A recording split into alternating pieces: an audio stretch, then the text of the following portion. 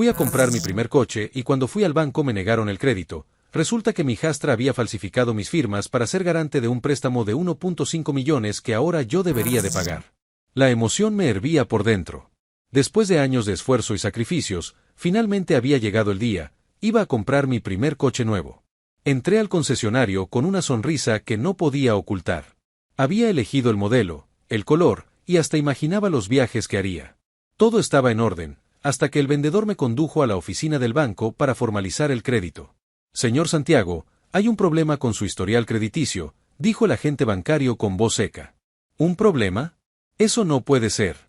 Nunca he pedido un préstamo, ni siquiera tengo tarjeta de crédito, repliqué, confundido. El hombre entrecerró los ojos mientras revisaba los documentos en la pantalla. Tiene una deuda pendiente de 1.5 millones de pesos. Usted figura como garante de un préstamo aprobado hace un año. Sentí que el suelo desaparecía bajo mis pies. ¿Qué préstamo? ¿Garante de qué? ¿Cómo era posible? Tiene que haber un error, dije, con el corazón latiendo cada vez más fuerte. El agente imprimió unos papeles. Me los tendió. Al ver mi firma estampada al final del contrato, me quedé helado.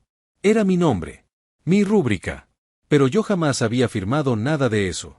Salí del banco con los papeles en la mano, como si llevara dinamita. Mi mente se llenaba de preguntas. ¿Quién podía haber hecho algo así? ¿Quién tenía acceso a mis documentos, a mis datos personales, a mi firma? Esa noche no pude dormir. Reuní todos mis papeles, revisé mis cuentas, busqué recibos, e intenté encontrar alguna pista. Y entonces una idea cruzó mi mente como un rayo. Mónica. Mi hijastra. No quería creerlo. Había vivido con nosotros desde que tenía 15 años. Había tenido problemas, sí, era impulsiva, gastadora, pero, ¿capaz de esto? Entré a su cuarto al día siguiente, mientras ella estaba en clases. Rebusqué entre sus cajones, sabiendo que lo que hacía estaba mal, pero si estaba en lo cierto, esto era mucho peor. Y ahí estaba. En una carpeta bajo una pila de revistas de moda, encontré copias de mi cédula, formularios bancarios, y una libreta con varias firmas mías, claramente copiadas. El nudo en mi garganta se volvió un puño de fuego. No podía negarlo. Me había traicionado alguien de mi propia casa. No era solo una falta de respeto. Era un crimen. Cuando Mónica volvió a casa, la enfrenté. No negó nada. Ni siquiera se inmutó. ¿Y qué esperabas? Dijo, con los brazos cruzados. Tú vives aquí, comes gratis, todo lo pagaba mamá. Era justo que aportaras en algo. No podía creer su descaro. Aún más impactante fue el silencio de mi esposa, quien no defendió ni condenó a su hija. Solo me pidió que no hiciera un escándalo. Fue ahí cuando lo decidí. No iba a quedarme callado. No iba a cargar con una deuda ajena. Mónica había cruzado una línea muy peligrosa. Y lo peor estaba aún por descubrirse. Todo había comenzado con un coche. Pero lo que estaba por salir a la luz, era mucho más grande que un préstamo. Después de aquella confrontación, el ambiente en casa se volvió irrespirable. Mónica seguía actuando como si nada, como si no hubiera falsificado mi firma ni puesto en riesgo mi futuro financiero. Mi esposa, Elena, mantenía una actitud evasiva. No mencionaba el tema y, cada vez que intentaba hablar de ello, desviaba la conversación o simplemente se marchaba de la habitación. No podía soportarlo más. Fui a la fiscalía a informarme. Me dijeron que podía presentar una denuncia por suplantación de identidad y fraude, pero que sería complicado si no tenía pruebas sólidas o si mi familia no colaboraba. Salí de ahí frustrado, pero no vencido. ¿De verdad vas a destruir tu familia por un papel? Me soltó Elena esa noche cuando intenté hablar por enésima vez. No es un papel, Elena. Es mi nombre, es mi crédito, es mi vida. Le respondí, al borde del colapso. ¿Y qué quieres que haga? ¿Que eche a mi hija a la cárcel? Gritó. Tú sabías cómo era Mónica desde el principio. Ahí lo entendí todo. No era solo el error de una joven impulsiva. Elena había sido cómplice desde el primer momento. Ella sabía del préstamo. Tal vez no lo aprobó, pero no lo detuvo. Quizá incluso se benefició de él. Y ahora, para proteger a su hija, prefería sacrificarme a mí. Comencé a investigar. Revisé los movimientos de nuestras cuentas. Descubrí que en los meses posteriores al préstamo, Mónica había viajado 2 veces a Miami, se había inscrito en un diplomado carísimo de diseño de interiores y había hecho compras en boutiques de lujo. Todo con ese dinero. Y Elena había firmado algunas transferencias. No había dudas. Estaban en esto juntas. La traición me caló hondo, más allá de lo económico. Me sentí invisible, usado, burlado. Pero también supe que no me quedaría de brazos cruzados. Había algo dentro de mí que despertaba, una fuerza que me empujaba a hacer justicia, aunque fuera solo. Le hablé a un viejo amigo, Diego, abogado penalista. Le conté todo, le mostré los documentos y las pruebas que había reunido. Me miró en silencio durante un rato. Esto va a doler, me dijo. Pero tienes razón. Si no haces algo ahora, mañana podrías perderlo todo. Acordamos preparar la denuncia formal. Él me guiaría paso a paso. No era solo una cuestión de dinero. Era una cuestión de dignidad. Elena y Mónica no sabían que ya había comenzado el proceso. Seguía actuando como si nada mientras recopilaba pruebas y firmaba papeles. Era extraño dormir bajo el mismo techo que ellas, sabiendo que la calma era solo una fachada. Una tarde, mientras tomaba café en la sala, Mónica se acercó con una sonrisa irónica. ¿Todavía estás con ese drama del préstamo? Supéralo, viejo. La miré, respiré hondo, y respondí con voz tranquila. Supéralo tú. Porque esto apenas comienza. Y con eso, me levanté. La tormenta se acercaba. Y esta vez, yo la iba a dirigir. El día en que presenté oficialmente la denuncia fue uno de los más difíciles de mi vida. No por dudas, sino por el peso emocional. Denunciar a la hija de la mujer que amaba, y, en el fondo, a ella también, no era algo que pudiera hacer con ligereza. Pero ya no quedaba opción. Me habían arrinconado. Diego y yo acudimos al Ministerio Público con todos los documentos. Pruebas de movimientos bancarios, correos electrónicos, mensajes de texto donde Mónica daba instrucciones a terceros fingiendo ser yo. Todo estaba organizado en un expediente que hablaba por sí solo. Será un proceso lento, me advirtió Diego mientras salíamos.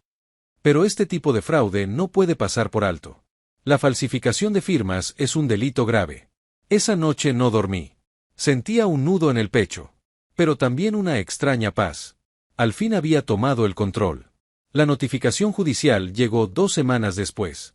Elena la recibió primero. Recuerdo su expresión al abrir el sobre, incredulidad, luego rabia. ¿Cómo te atreves? Es tu familia. Gritó, con los ojos húmedos de furia. Entonces, ¿por qué no actuaron como familia cuando arruinaron mi vida? Respondí con voz firme.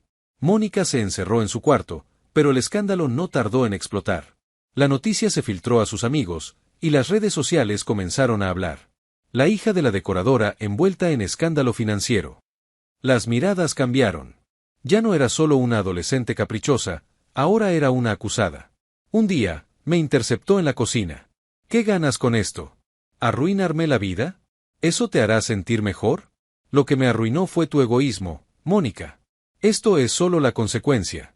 Los siguientes meses fueron un torbellino de audiencias, declaraciones y tensión en casa.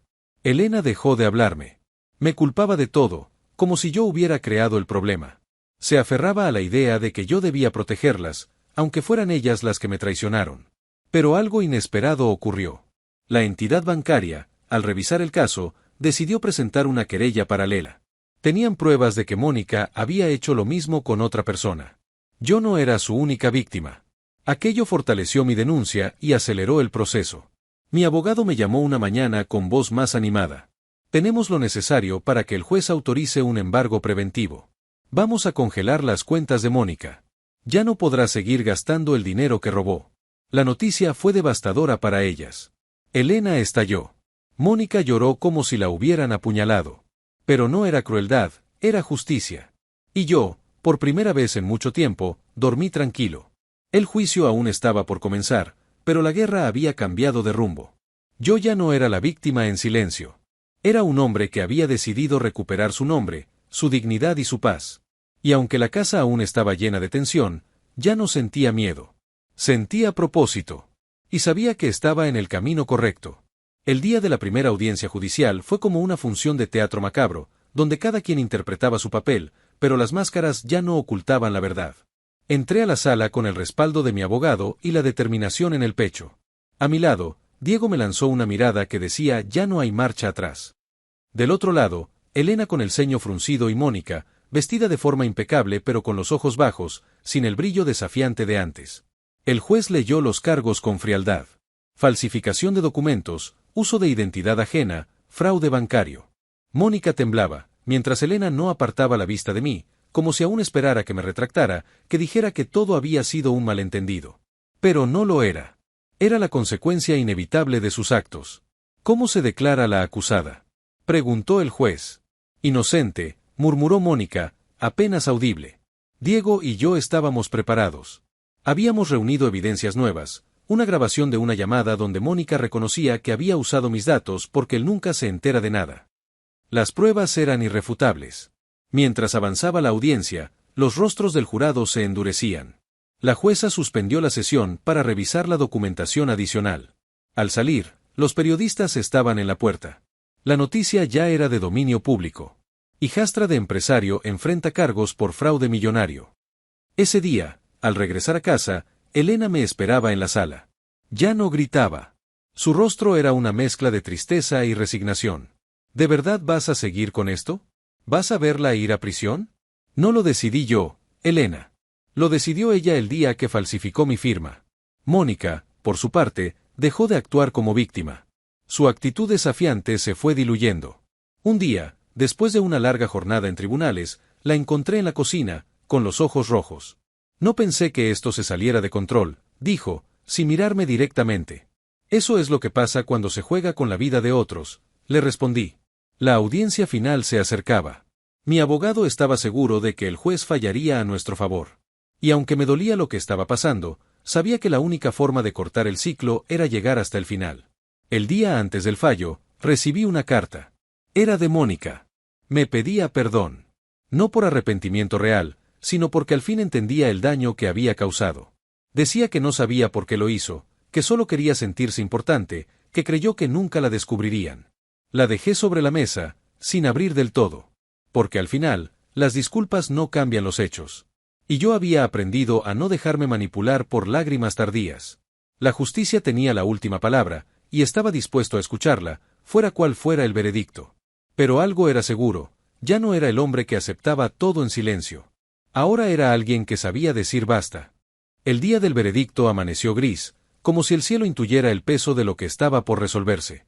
El juzgado estaba rodeado de cámaras, reporteros y murmullos que se desvanecían al cruzar la puerta principal.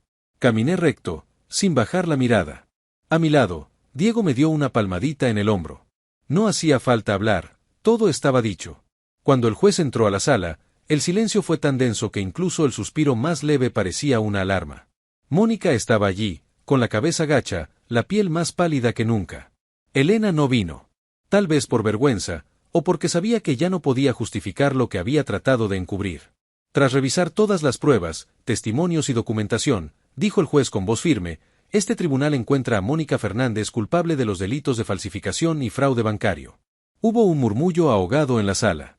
Mónica cerró los ojos, conteniendo las lágrimas. No había gritos, ni escándalo. Solo la caída estrepitosa del orgullo. La sentencia fue de 5 años en régimen semiabierto, con libertad condicional bajo vigilancia, restitución parcial del dinero y la obligación de asistir a terapia psicológica. No era prisión completa, pero sí una marca permanente en su expediente. Mientras salía del tribunal, un periodista se acercó con su micrófono listo. ¿Tiene algo que decir, señor Medina? Lo pensé por un segundo, y respondí con calma. Aprendí que por más que uno quiera salvar a alguien, si esa persona no quiere cambiar, terminará arrastrándote con ella. Esa noche, al llegar a casa, el silencio era profundo. Me serví un trago, encendí la lámpara de la sala y me senté frente al ventanal. Ya no sentía furia. Sentía algo más poderoso, paz. Mónica me envió otra carta desde el centro de reinserción. Esta vez, sin adornos. Solo reconocía que había actuado por avaricia, por rebeldía, por creerse intocable. Decía que ahora entendía que lo peor no había sido la sentencia, sino perder la confianza de alguien que solo quiso ayudarla. No respondí.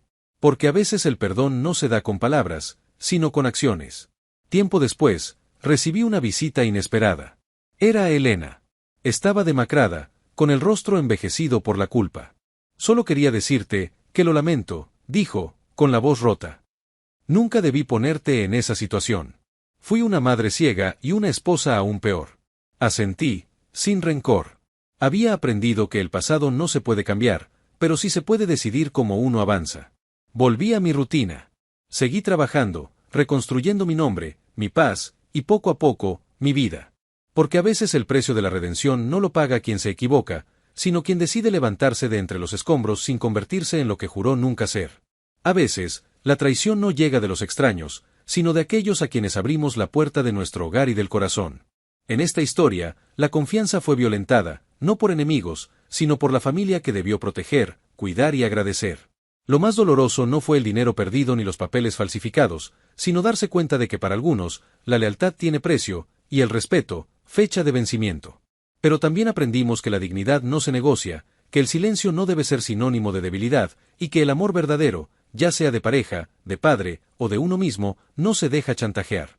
A veces hay que romper con lo que duele, aunque sangre, para sanar lo que realmente importa, la paz interior y la verdad. La justicia puede llegar tarde, pero llega. Y aunque perdonar sea un acto noble, permitir que nos pisoteen no lo es. Porque quien se valora, pone límites.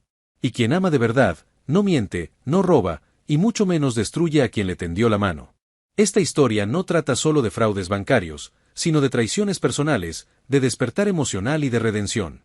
Al final, lo que más vale, no se puede falsificar.